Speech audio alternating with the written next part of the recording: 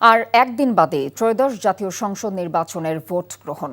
এরই মধ্যে 299টি সংসদীয় আসনের ব্যালট পেপার সহ প্রয়োজনীয় নির্বাচনী সামগ্রী জেলায় জেলায় পৌঁছে গেছে। ভোট গ্রহণের জন্য নির্বাচন কমিশন প্রস্তুত বলে জানিয়েছে নির্বাচন কমিশন সচিব আখতার আহমেদ।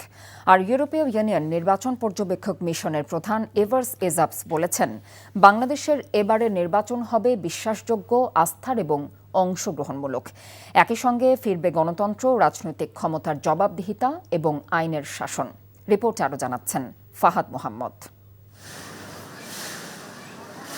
বাংলাদেশের ত্রয়োদশ জাতীয় নির্বাচন ও গণভোট পর্যবেক্ষণ করতে ইউরোপীয় ইউনিয়ন 90 জন স্বল্পমেয়াদী পর্যবেক্ষক নিযুক্ত করেছে।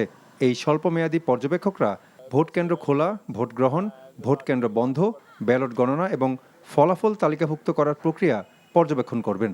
রাজধানীর একটি হোটেলে এক সংবাদ সম্মেলনে ইউরোপীয় ইউনিয়ন নির্বাচন পর্যবেক্ষক মিশনের প্রধান ও ইউরোপীয় পার্লামেন্টের সদস্য ইভার্স ইজাবস জানান, এখন পর্যন্ত পরিবেশ যথেষ্ট ইতিবাচক। এই নির্বাচনের মাধ্যমে বাংলাদেশের ইতিহাস ও গণতন্ত্রে একটি নতুন অধ্যায় রচিত হবে বলেও আশা প্রকাশ করেন তিনি।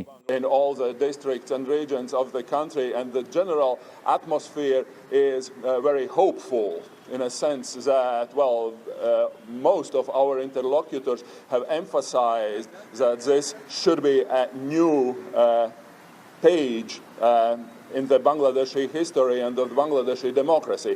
And that's why I have to say, of course, there are many issues that have been discussed in all the regions, but the general atmosphere and the general expectations are very hopeful.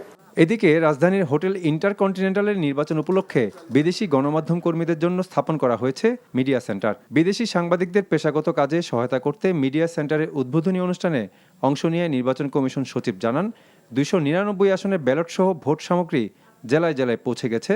Vote গ্রহণের জন্য প্রস্তুত commission.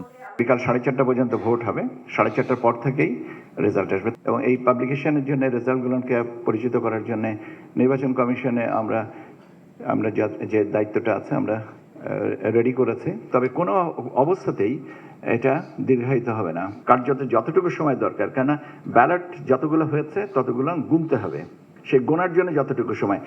যে কোনো অপতথ্যের বিষয়ে সবাইকে দায়িত্বশীল ভূমিকা রাখার আহ্বান জানান ইসি সচিব।